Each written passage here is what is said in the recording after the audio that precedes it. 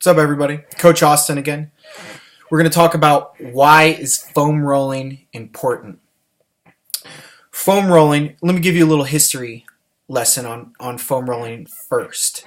There's 5 different types of mobility, approximately, depending on who you talk to. There's static stretching, where you do your reach and hold.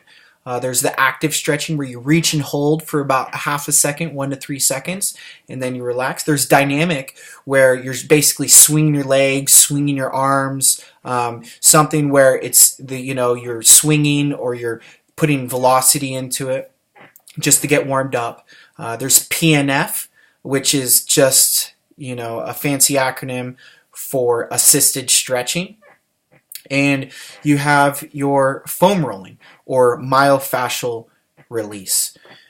15 years ago, gyms didn't have a spot to foam roll, and people were, looked at funny when they were foam rolling. Just even 6 years ago, when I started foam rolling religiously in the gyms, people weren't really sure if I was, what I was doing. And, no one would really say anything. And then, I'd show some people and they'd give me some great feedback. I stayed injury free, and I'm like, there's something to this. And over the years, I've developed different ways to foam roll, and I have an explanation of why it helps us and how it helps us.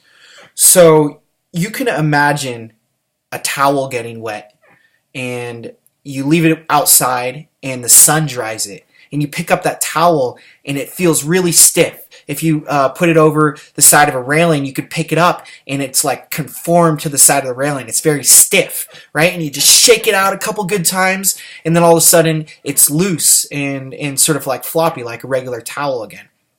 What ended up happening to that towel is the fibers of the towel ended up fusing together a little bit. So what the raking out of the towel did is it broke up those fibers, and so now they were pliable, right? So in our muscles, we have fibers, and we have fascia, the webbing of our system. What ends up happening after we stop moving for a period of time, or we damage that muscle via exercise, what ends up happening is those fibers end up binding together, with scar tissue, and they end up getting really, bound together or tight almost. And so what foam rolling does is it breaks up those fibers. It makes the muscle and the tissue more pliable. What happens is when you make those fibers more pliable is you open them up. They're able to move. And look, there's space right there. So fresh blood is able to go inside of the fibers. And guess what? Guess what heals us? Fresh blood. So we can actually get fresh blood into parts of our muscle that need to be healed. Exercise damages our muscles, and the next day, if they're blocked with scar tissue, then fresh blood can't get to the muscle. Another thing I've noticed with older clients as well is if they have any sort of spider veins or any issues with swollen ankles or swollen knees, foam rolling reduces the swelling in the ankles and in the knees, and it really gets fresh, warm blood back into the lower legs.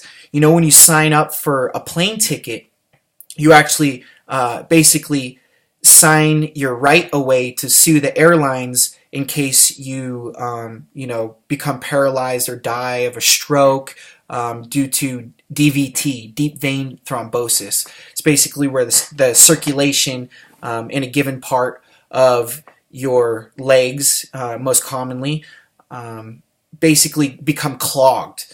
And what foam rolling does is it keeps the circulation flowing in your calves, in your legs. You can do it all the way up into your hips and throughout your entire body. And it reduces the likelihood of DVT happening, deep vein thrombosis. A lot of older athletes will actually get a blood clot in their leg, which could be life-threatening. So foam rolling can actually save lives. So I'm a huge believer in it with that. Also, anyone who works out hard from time to time, they'll notice that, they're going to be sore after some workouts. One of the things I've noticed with myself and other clients is when they are new to foam rolling, then the next day I text them or call them or email them, hey, how'd you feel the next day? They were like, I'm not sore at all. I was like, that foam rolling, told you. So, it is one of those things through my anecdotal experience that it makes people less sore after the workout. Foam rolling is something that can be done before and after exercise. It's the only type of flexibility that the National Academy of Sports Medicine, NASM, will actually recommend to do before and after exercise. So that's my spiel on foam rolling. If you have any questions, please comment below. Don't forget to like and subscribe. And if you're interested in seeing what I would call the fastest transition foam rolling series, please ask me to do it, and I'll make a separate video and show you about 10 of my favorite foam rolling movements that you can do on a regular basis to help you become faster and stronger and prevent all those nasty things that I mentioned earlier from happening. Till next time, later.